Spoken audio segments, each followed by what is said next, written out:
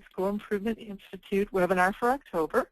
My name is Sue Reynolds. I'm the Executive Director of the American Student Achievement Institute, and I'm filling in today for Mary Beth Granderson, one of our strategic planning specialists who was unable to facilitate the webinar today.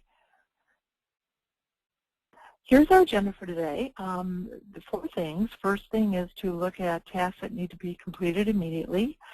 Then we'll overview 2 meetings, the visioning meeting, which schools in Cycle 1 do, and the data targets meeting, which all schools do. We'd like to also have a brief discussion. We've heard from schools that they would like to hear from other schools about ways that schools are modifying the meetings that they're conducting, and also things that they're doing to successfully engage their adults and students in the planning process. So as you've made little adjustments to the things that we've given you, or if you've got some tips that you can provide for other schools about ways that your school has modified the ways that you've conducted meetings to engage adults and students, we'd like you to share that. And we'll just go, when we get to that point, we'll just go through each school alphabetically and give you a chance to share. So you might be thinking between now and then, what tips can you share from your school? And then finally, we're looking at online tasks that are due by the end of November. So we have some tasks that we want to do immediately, and we'll cover those in step 1, and then things that need to be submitted by the end of November, and we'll look at that in part 4. Okay, so here are things to do immediately, and we say immediately, but we really mean after November 1st. As I think you learned in our monthly update, we're turning the system over on November 1st. And if that is problematic for any schools, please let us know, like today or tomorrow. You could just call Mary Beth and leave a message on her voicemail. We suspect that all of our schools are finished with their school improvement planning. When we look online, that's the indication that we get. So we are going to turn over the system on November 1st, and that means that those of you who have already started working on your 2014-15 school improvement plan, you'll be able to enter information after November 1st. So here's tasks that we would like you to do immediately. The first task is to click on the School Improvement Plan Uses tab, and you'll find that in the left navigation bar, and click on that, and then make sure that all of the checks that you have on that page are indicated properly. Remember, that's the page that customizes your school improvement plan online, so we really need to make sure that that's done the way you want it to be done. So you'll be clicking if you want this to, if you're using your plan to meet state requirements like PL 221, if you're a title school, if you're a school-wide or task. And then if you're a title school, we also, very important, need you to identify your school designation based on the HRF accountability grade. So, and the last thing to do, of course, when you're entering data into our system is to save. So in a second, we'll kind of walk through, and I'll show you where that is in the online system. But this is one thing that we need you to do right away. First thing, November 1st, just go in and get that done. Okay, then second thing is that we need to make sure that all of your rosters are up to date. So we want you to check your steering team roster, and especially check email addresses. If there's anybody that's not on your steering team anymore, we want to make sure that they get removed so that they stop getting our emails. We want to make sure that if any email addresses are incorrect, that they've been corrected. And so then after you've updated your steering team roster and checked all the emails, and just submit it then for review. And the same thing with your community council. You want to check each of the community council members. Please make sure that you take off all of the members who are no longer on your council.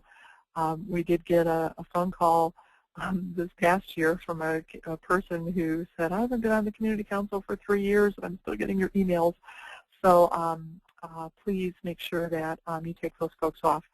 Also, remember that in your school, in the public version of your school improvement plan, we publish online for the whole public to see all of the members of the community council that were involved in creating your school improvement plan. So it's really important that you take off old members so that it doesn't appear to the public like they were involved in writing the new plan. And then, of course, after you've updated your community council roster, then just hit submit again. Okay, and then as soon as you've had your meeting 1 minute, I'm sorry, as soon as you've had meeting 1, which you probably have already done, the kickoff meeting, we want you to submit your minutes, so you can do that right away then. And just a reminder that you're submitting minutes from your full faculty and your community council and your student body. So you want to enter the minutes and then save them and then submit each set. And then another thing that you can do right away is upload your parent invitation. This you probably sent to all of your parents at the beginning of the year, inviting them to be members of the your community council. So the rubric items that we're looking for is that the invitation included the date, time, and location of your meeting, and that the purpose of the meeting is to review data, discuss ideas, and develop the school improvement plan for next year. So just a reminder, I know that you've already sent out that invitation. We just need to make sure that you've uploaded a copy of it so that it's in the record. Okay, so those are the things to do right away. Now let's briefly talk about local meeting 2, which is the meeting where you update your vision. And just as a reminder, this is something that we only do every 3 years. So Cycle 1 schools would be doing that this year. So for this meeting, the purpose, of course, is to revisit the vision statement. And we have a process that will gain input from your student body, and then also a process to gather input from your faculty and your community council. So the process that's described for the student body is the students this time are talking about their ideal teacher. So again, we're giving them just a chance to talk about what would be the things that an ideal teacher would do to help them be better learners. And then we're also having them describe the ideal students. What could students do to help them achieve at a higher level? So as you're having those discussions with your students and somebody describing all that, and then that will become part of the information that you look at when you're creating your vision statement.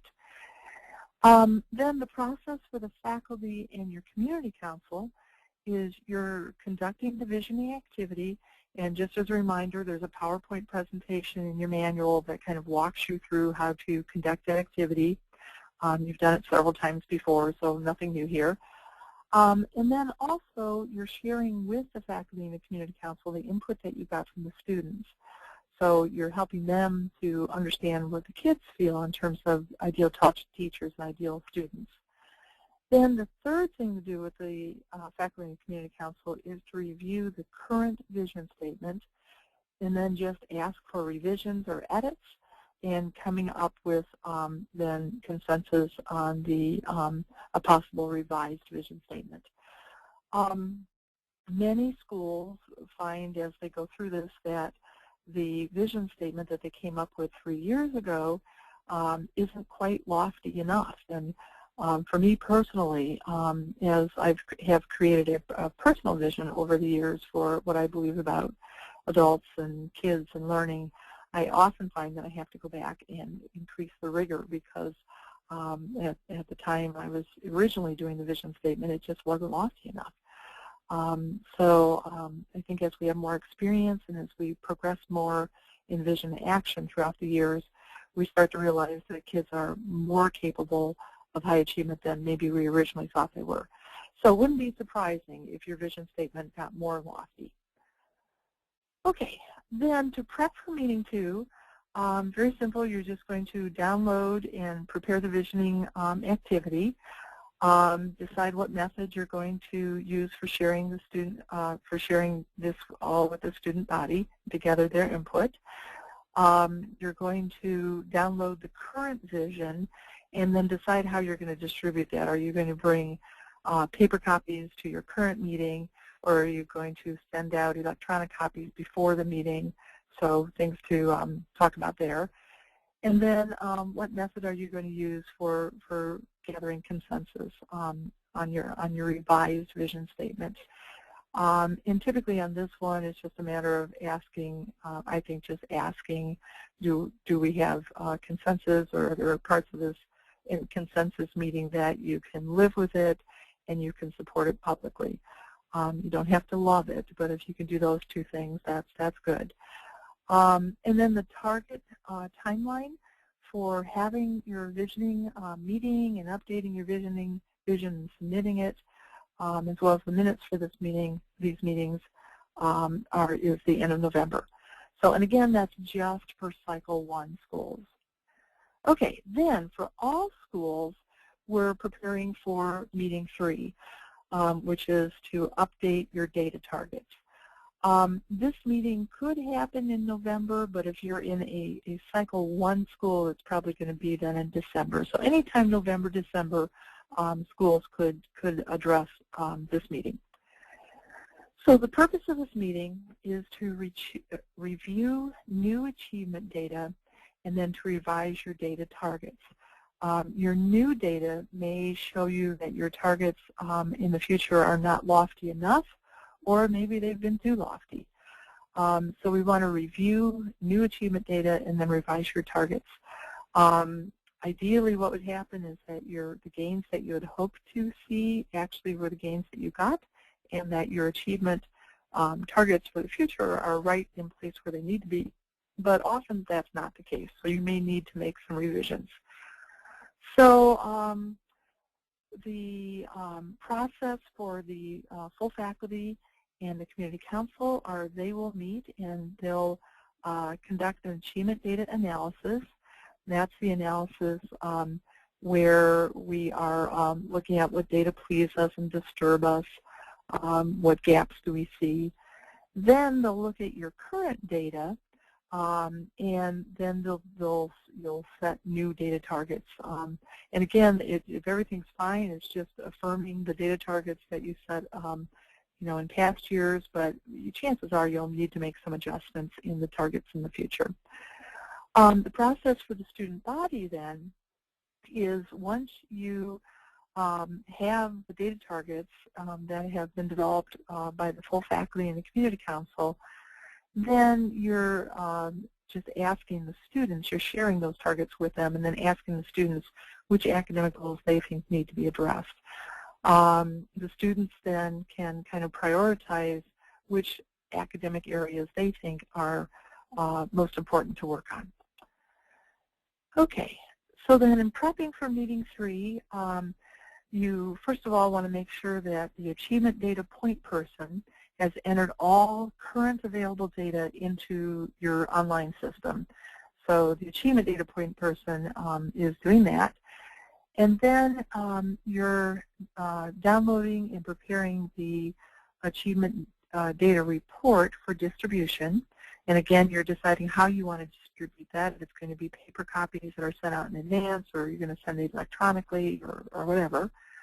And then you're downloading and getting the achievement data analysis activity PowerPoint ready for distribution. For most of you, I think you'll probably just print copies of that and have it ready at your meeting. But some of you who maybe are trying to save paper may want to send that out so people can download it at home and bring it with them. So that's kind of, in a nutshell, the prep for Meeting 3. The biggest time-consuming part of this, I think, is making sure that you've got all of your data into the system so those reports come out complete. And then, again, the targeted timeline for this is November, December. If you're Cycle 1 school and you're doing visioning in November, then it's probably going to be December. If you're Cycle 2 or 3, either month would be fine, however it fits into your schedule. Okay, so that is Meeting 3. Then this brings us up to sharing time and question time. And I think what I'm going to do is I think I'm going to try to unmute you. Well, let's try and unmute. And if we get a lot of background noise, then we'll mute everybody and just unmute one at a time. So if you do have background noise right now, you might want to kind of make that at a minimum. And I'm unmuting everybody. We have a lot of people on this call. We have 17 registered. Okay, that sounds good. So if we could keep background noise to a minimum, and I think that some of you are using voice over internet, and I'm going to mute everybody again. With voice over internet, we get a lot of echoing. It's great that you use voice over internet, but it makes it hard to unmute. So I'm just going to go through then one at a time, and let's start with Elizabeth Andrews. So Elizabeth, if you can just share with everybody what school you're from, and then we're looking for tips that you've used to adjust what we've given you, to make people engage, just kind of adjustments that you've made as we've gone through lots of these meetings now to maybe make things more efficient, or just in general tips that you have for other schools. So, okay, Elizabeth, you are unmuted. What do you have to share? And I'm still not able to get a hold of Elizabeth, so put her back on mute. How about Jennifer Squires? Jennifer? Jennifer Squires from Fremont. Okay. How about Mark Auerbach?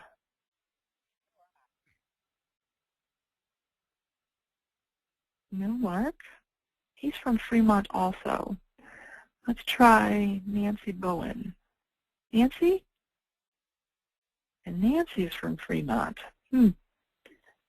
Okay, let's try, how about Rhonda Warren? Rhonda? Rhonda from Frankfurt Middle School.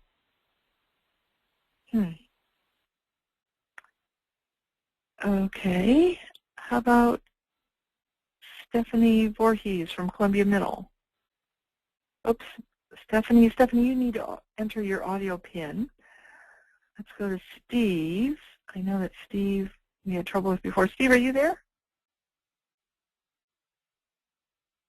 Okay, I'm not sure what I can't hear you. Let's see, I'm getting a message.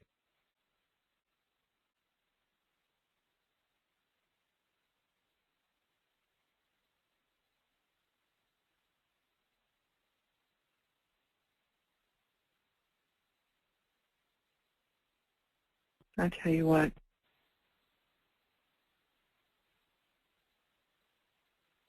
I am going to hope that this is recording.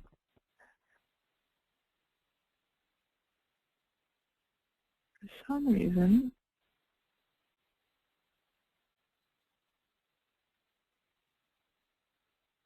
I'm not able to open up the questions either. Wait, what's this? There we go. Okay. So let's see, Mark. I've got to.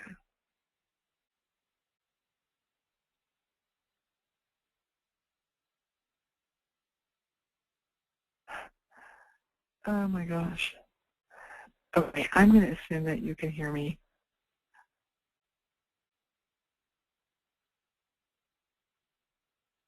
For some reason, I'm not able to open up.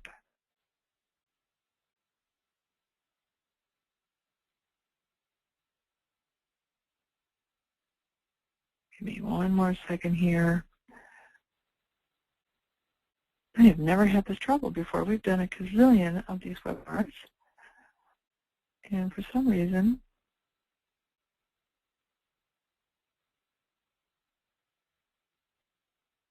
I'll tell you what, let's do it this way. If you can hear me, if you'll raise your hand, and that will just,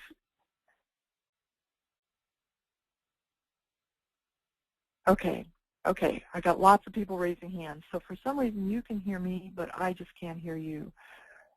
So, okay, let's just go ahead and see if I can unmute any of these other people. So Teresa Helton at Sand Creek. Teresa, can you hear me? Actually, this is Angie Dow. Oh, hi, I can hear you. Good. You can hear me. Great. So do you have any tips to share with folks from your school about just how you've adjusted meetings or made changes to engage folks a little better?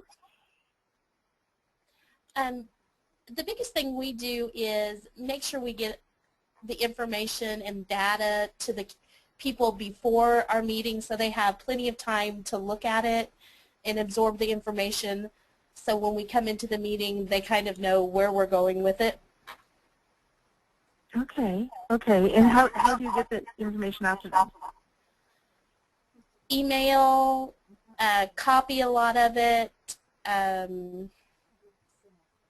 We send out the questions that we're going to be discussing so they kind of have an idea of what we're talking about that evening. And that's about it. Yeah, no, I like that because then you're really giving them an idea of what's going to be happening so they can think about it before they get there so that they're like not taken off guard. They have some time to process it before they are at your meeting and talking. So I like that idea a lot, actually. That's great. Good. And I'm glad we could hear you. So, okay, I'm going to mute you. Let's try. I'm just noticing that for some reason,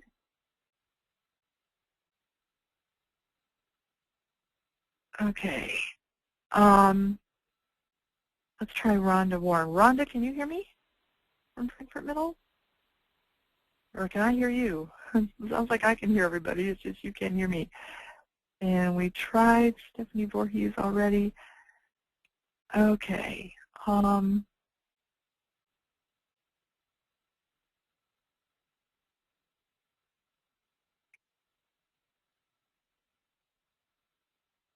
Okay, I'm going to go forward. So we had great idea from Teresa. Appreciate it. And let's move forward.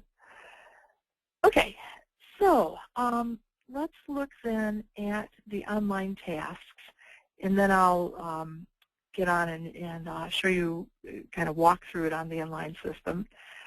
So after November 1st, we need Cycle 1 schools, then after you've had Meeting 2, you're going to enter and submit Meeting 2 minutes.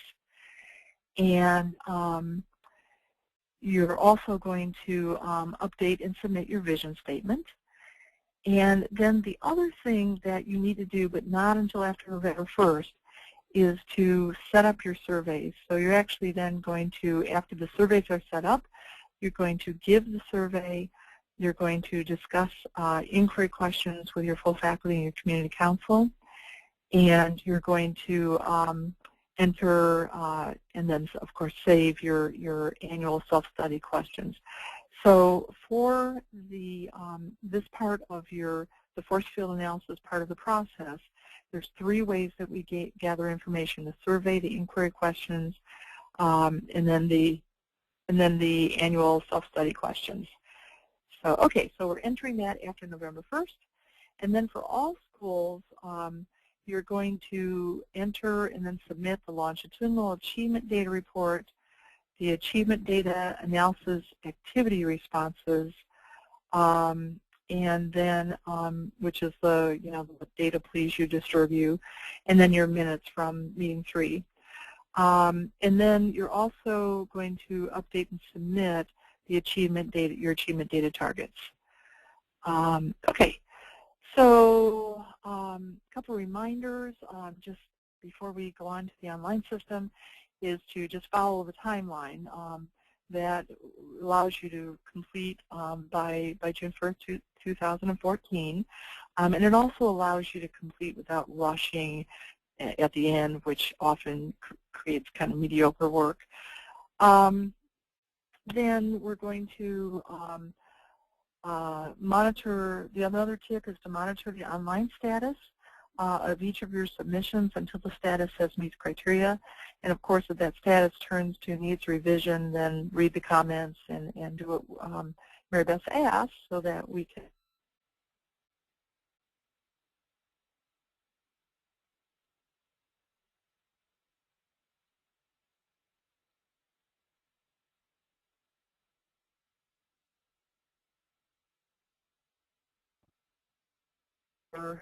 our demo school. And the first thing we want to demonstrate is the SIP uses. Remember, this is what customizes your online school improvement plan, so we need to make sure this is accurate. So I'm going to click on SIP uses, and as I scroll down here, and of course this is not live right now because we haven't turned the system over, but one of the things you want to make sure you've checked is that you'd like us to customize your system so that it includes Indiana rules and regulations. Specifically, PL 221 is what drops in when you've checked this. Then, if you're a title school, you want to let us know if you're a task school or a school-wide. And then there's a question about what is your district's year of district improvement if they are in district school improvement. And then also for Title I, we want to make sure that you've identified your Title I designation. So if you're reward focused, targeted focus or priority, and then save that. So again, as you do that, that customizes your website. Okay, so that's SIP uses. Don't forget on the organization tab that on this tab we're going to update your steering team roster and your community council roster. So that's pretty self-explanatory when you get into that. On your vision, of course, is already in there from before. So it's just a matter of opening up your vision by clicking Enter Edit. And the vision that you originally put in will be there. And just go in, if there's anything that needs to be adjusted, go ahead and adjust that. Remember that we only do that every 3 years, so it's only the Cycle 1 schools that will be updating that vision statement. Then you'll all be working with updating your achievement data targets. So we'll click on Achievement Targets.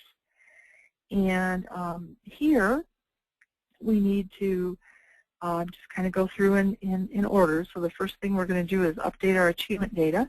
If you click on Enter Edit, you'll get a screen that looks like this. After we turn the system over, the default year will be 2012-2013. So, but always check when we give you a year box. Always check to make sure that it came up to the year that you want it to be. So there is achievement data reports that we've put the data in for you that will be updated as soon as we receive data. And then there's a bunch of data tables that are say required data tables. And on these, we need you to drop updated data into them. And just kind of a note here, as you enter data, you'll click that the data entry is complete, little checks appear here. And then your goal is to make sure that all of these have little checks in front of them. So I'm just going to go to the promotion rate for kindergarten. I have this, and we need to just make sure that we're entering data for 12-13. That's right. And then we're going to click on Enter Edit and scroll down and put your data in. So the number of students, in this case, the number that were promoted, and then the system will calculate the percentage for you. Remember at the bottom, click on Save Changes, Entry is Complete, and that will make a check appear in that list of all the data fields. So I'm going to go back to Achievement Targets and Enter Edit Data. So once you've done that, oops, I'll put the year back to 12-13. Once you've done that, you'll see that you have checks all the way down. for the INSEE required data tables, and then also if there's any tables that your school have created. In our demo school, there's a whole bunch of these tables, but for your school, there's probably 1, 2, 3, maybe none of tables that you created for specific data that you have in your building that we didn't ask for. Then, after you've entered all of your data, then the last thing to do is submit for review. And you'll notice that right now this is not hot. I can't submit for review. It's not broken. What that means is that all of your tables haven't been updated yet. So once all these data fields have checks in them, you'll be able to, that will make this hot, and you'll be able to click on Submit for Review. Okay, so that is how to get the achievement data updated. Then I'm going to go back to Achievement Data Targets. And now we want to enter, now it's after your meeting, and we want to enter your analysis. So we click on Enter Edit, and in this analysis page, you're just entering text for 4 questions. One is, how does your current data compare to your vision data? What data fields please you? What disturbs you? And where do you see achievement gaps, if any? Remember, save, save, save. And if you're planning on making a list, use an asterisk to make a bulleted list. The online system does not recognize characters other than dashes and asterisks.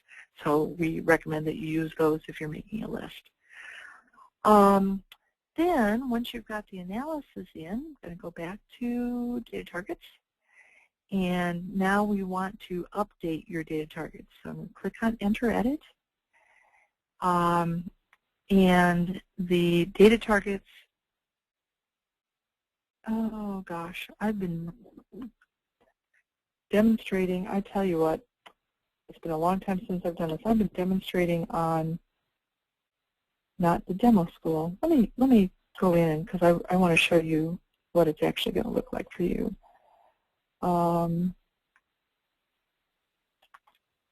me go ahead and change real quickly to demo school.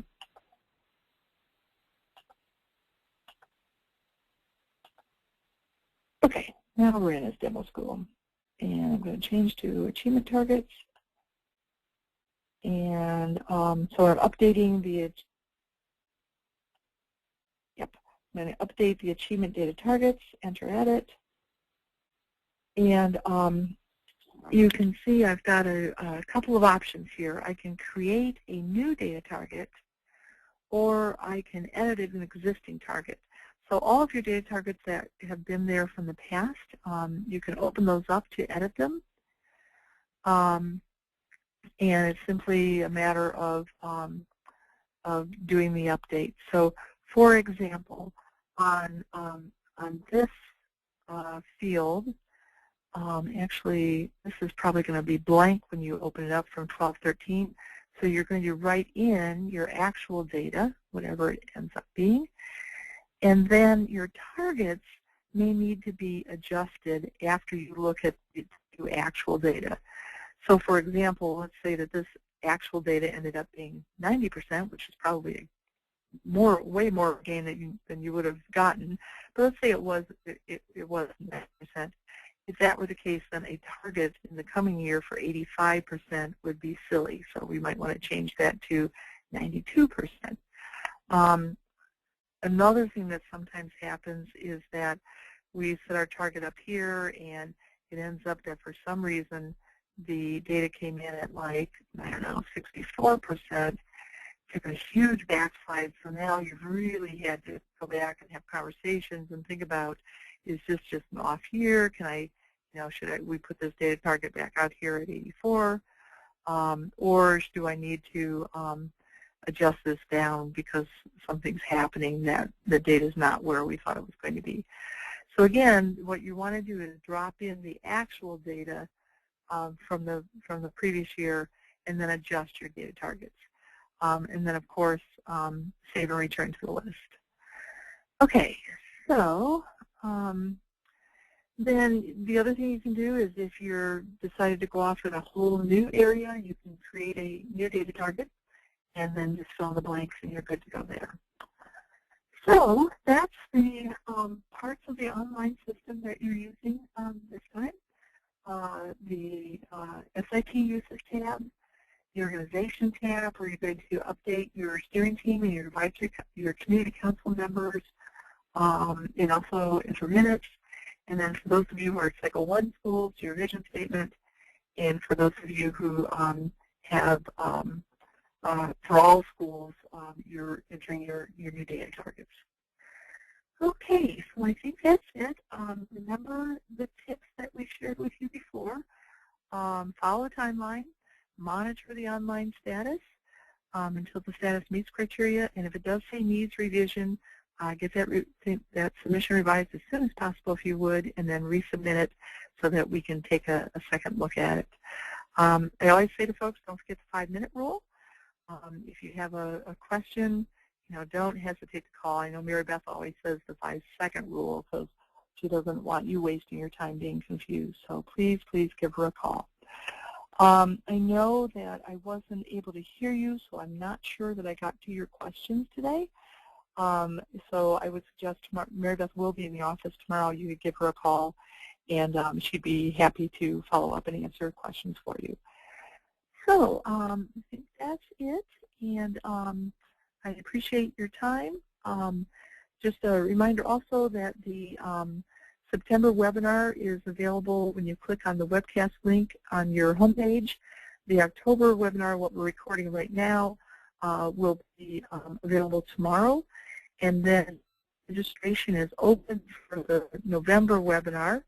And your November webinar is November 26th, and registration is open right now. So thank you for attending, and again, please don't hesitate to call Mary Beth if you have any questions. And I apologize that I was not able to hear you today to answer your questions, but please give her a call if something comes up. So, okay, thanks so much, and we'll sign off. Thanks for the good work that you're doing for kids.